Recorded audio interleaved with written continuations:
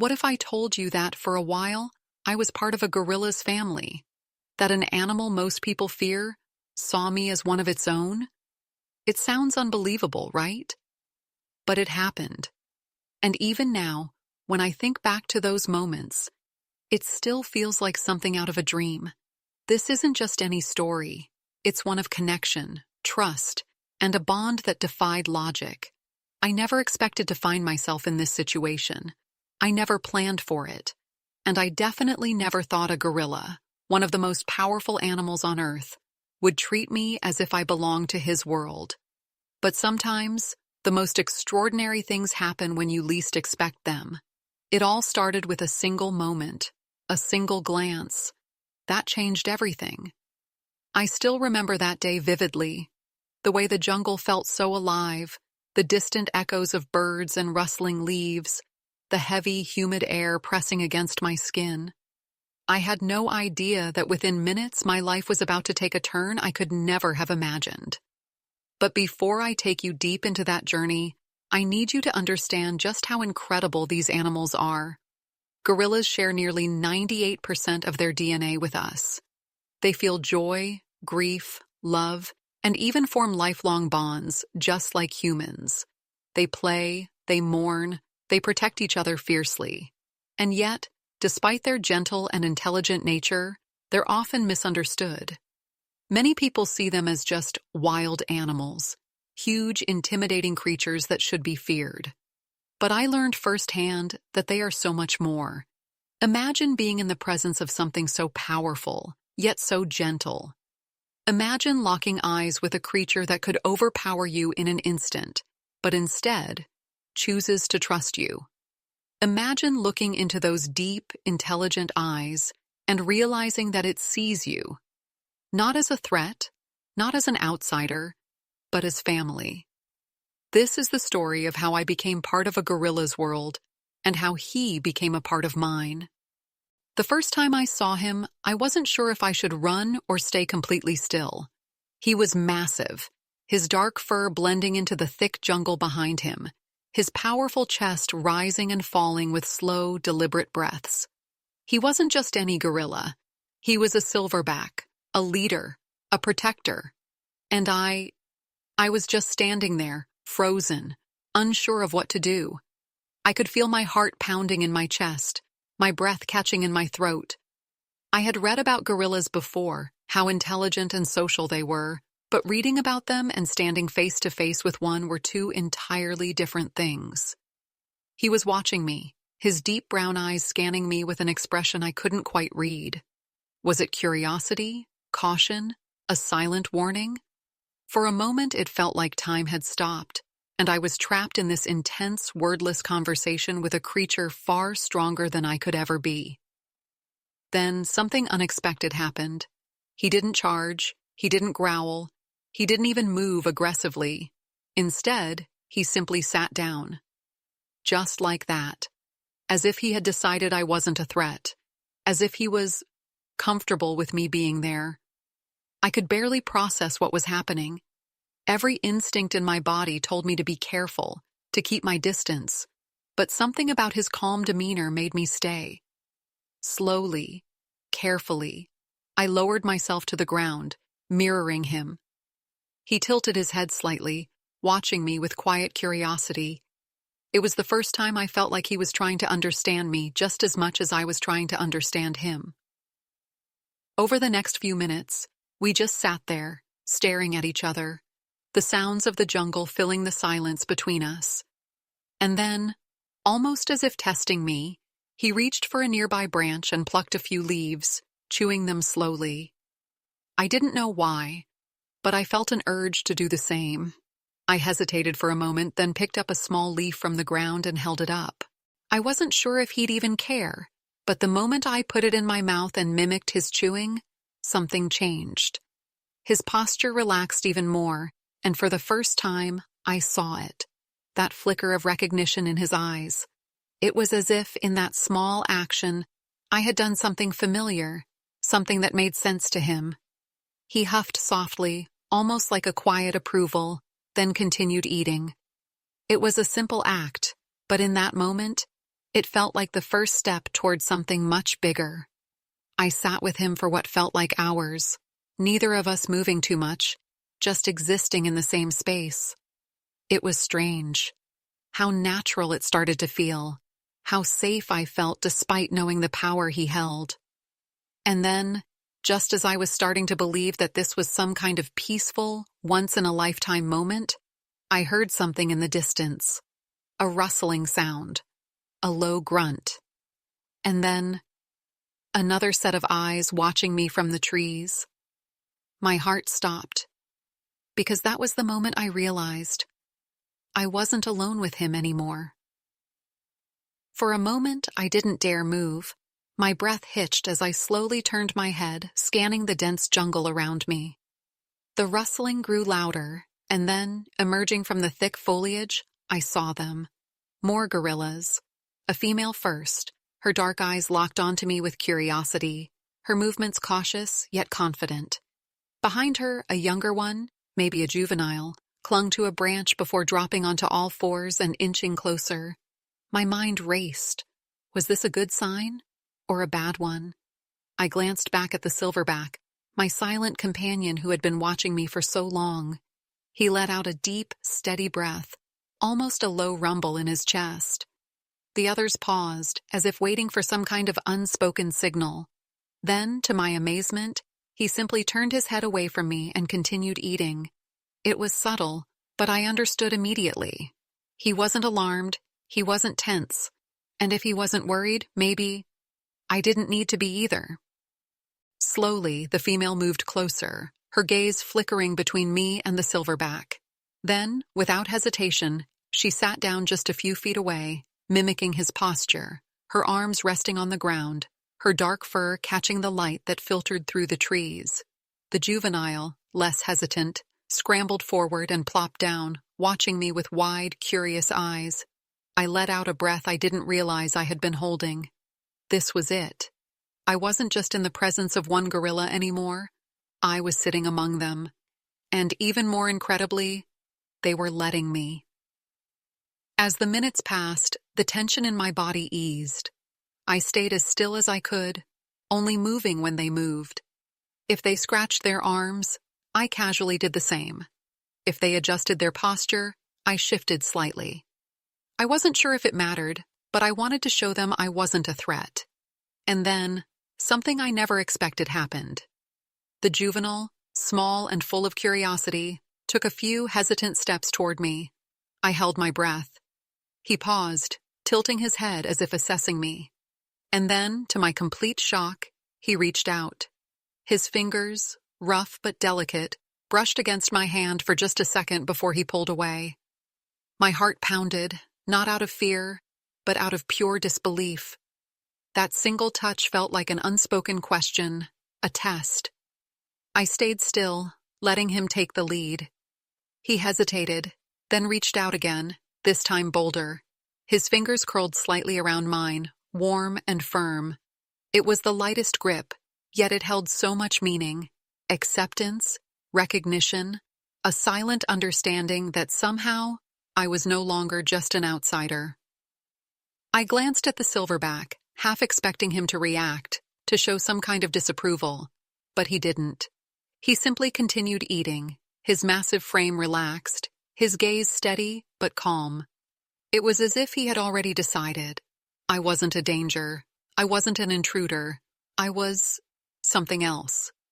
And that realization sent a wave of emotions through me. I had come here expecting nothing more than a distant glimpse of these incredible creatures. But now I was sitting among them, a part of their space, a part of their moment. And for the first time, I wondered, did they see me as part of something more? The days passed, and what once felt impossible became my new reality. I wasn't just an observer anymore. I was part of their world.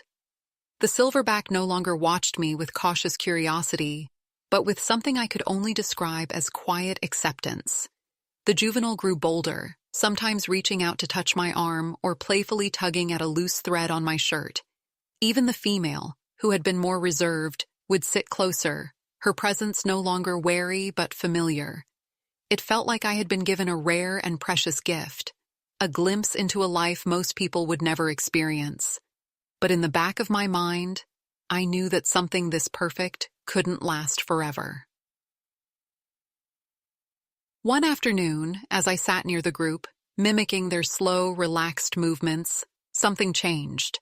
The jungle, usually filled with the distant calls of birds and the rustling of leaves, fell eerily silent.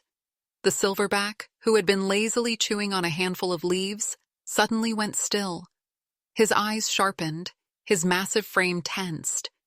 The air around us felt different, charged, heavy. I didn't understand what was happening, but the others did.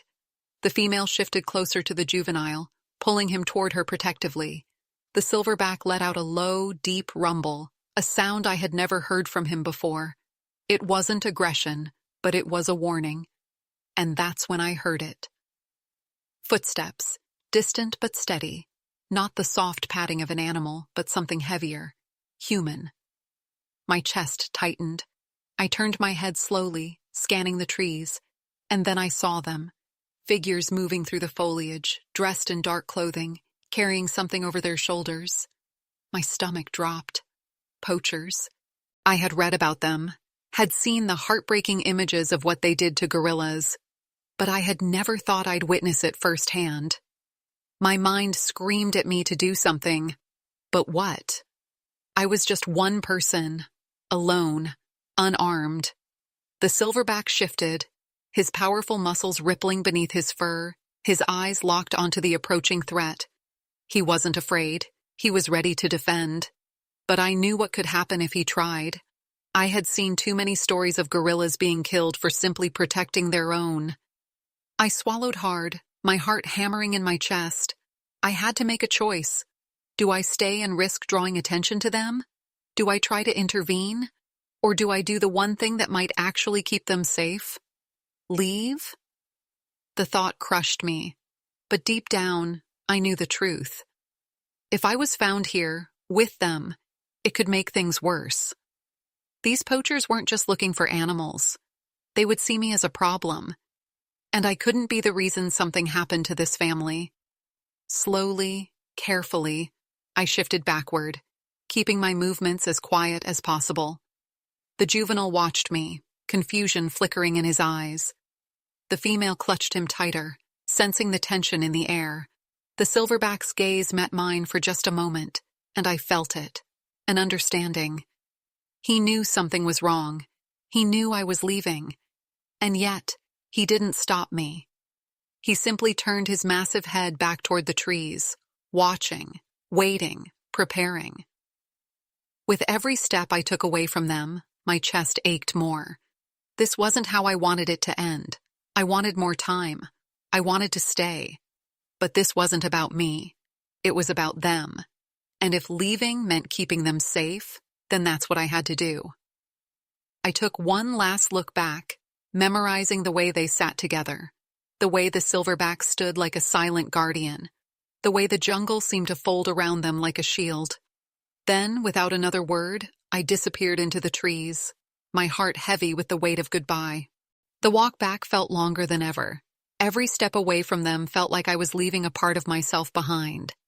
The sounds of the jungle returned, the distant calls of birds, the rustling of leaves, but they felt different now, like echoes of something I was no longer part of. My mind raced with questions. Would they be okay? Would the poachers find them? Had I done the right thing by leaving? I wanted to turn back, to make sure they were safe, but I knew staying would have only put them in more danger. My presence had been accepted, but I was never truly one of them, not in the way that mattered most. By the time I reached the edge of the forest, I felt the weight of everything settle in my chest. The experience, the connection, the bond. I had lived something most people could never even imagine. But what now? How could I just go back to normal life after this? I looked down at my hands, remembering the moment when the young gorilla had reached out to touch me, the way his fingers had curled around mine with such gentle curiosity. That moment would stay with me forever. They all would. but memories weren't enough. I needed to do more. I spent the next few weeks learning everything I could about gorilla conservation. I reached out to organizations, read every report, watched every documentary. The more I learned, the more I realized how fragile their world truly was. Poaching, deforestation, human encroachment. It wasn't just a threat. It was a war, one they had no choice but to fight every single day. And I couldn't just walk away from that. I couldn't just let them fade into memory while their real struggle continued. So, I made a decision. I wasn't going to let my time with them be just another story. I was going to make it mean something. I started speaking out, sharing what I had learned, supporting conservation efforts however I could. Because if there was one thing I knew for certain, it was that these creatures, these intelligent, emotional, deeply connected beings, deserved a world where they could live without fear. A world where they weren't just surviving, but thriving. I'll never forget that silverback, the way he looked at me that first day, the way he let me sit among them as if I belonged. He changed the way I saw everything, and even though I may never see him again, I know one thing for sure. I was his family, if only for a short time, and in my heart, he'll always be mine. Even now, when I close my eyes, I can still see them. The silverback, strong and silent, watching over his family. The female, gentle yet cautious, always aware of her surroundings. And the young one, full of curiosity, reaching out to me with hands that had never known anything but the jungle. I wonder if they ever think of me the way I think of them. If they ever sit in that same spot, where we once shared a moment of understanding, and wonder where I went. Or if, to them, I was just another passing figure in their vast and ancient world. Life moved on, but I was never the same. Every time I heard a story about gorillas, I listened closer. Every time I saw footage of them in the wild, I searched their faces, as if somehow, impossibly, I might recognize one of them. I carried them with me in every way that mattered. And maybe, in some small way, they carried me too. The more I spoke about my experience, the more I realized how little people really knew about these incredible animals. Most only saw their strength, their size, the raw power they held, but few understood their hearts, the way they love, the way they grieve, the way they form bonds that last a lifetime. I had been lucky enough to witness it firsthand, to be accepted, even if just for a brief moment. And I knew I had a responsibility to share that with the world. So here I am, telling this story, hoping that someone out there will hear it and feel the same spark I did. Because if I learned one thing from my time with them, it's that they are not so different from us. They laugh, they cry, they protect the ones they love. And like us, they just want to live in peace. But they need our help to do that. They need voices to speak for them, to protect them from the dangers they don't even understand. Maybe I was never truly one of them, but that doesn't mean I can't fight for them. This isn't just my story, it's theirs too. And maybe, just maybe, if enough people listen, their story won't end in tragedy. It will continue, deep in the heart of the jungle, where a silverback watches over his family, where young ones grow strong, where they live, wild, free, and safe, the way they were always meant to. Looking back, I realize now that my time with the gorillas wasn't just a rare experience. It was a lesson in trust, in connection, in understanding a world beyond my own. I went into the jungle expecting to observe, to learn from a distance, but what I found was something far deeper. I wasn't just watching them, I was living among them, and for a brief moment, they allowed me to be part of their world. That's something I will never take for granted. But with that gift came responsibility. It wasn't enough to just hold on to the memory. I had to do something with it. That's why I keep telling this story. Because if even one person hears it and sees gorillas differently, if even one person realizes that they are worth protecting, then every moment I spent with them will mean even more. Because the truth is, they are in danger. Their forests are shrinking, poachers still hunt them. And unless more people care, unless more people fight for their survival, they might not be here for future generations to witness the way I did. So, if this story has touched you, if you felt even a fraction of what I felt in their presence, I ask you, don't let it end here. Learn more, share their story, support conservation efforts, because every action, no matter how small, makes a difference. And they deserve that chance. They deserve a future. As for me, I'll always wonder what became of them. I like to think they're still out there, deep in the jungle, living as they always have, wild, free, untamed. And maybe, just maybe, the young one still remembers that strange human who sat among them, trying to belong. Maybe he wonders where I went, just as I wonder about him. But no matter how much time passes, no matter how far away I am, one thing will always remain true. I was part of his family once, and in my heart, I always will be.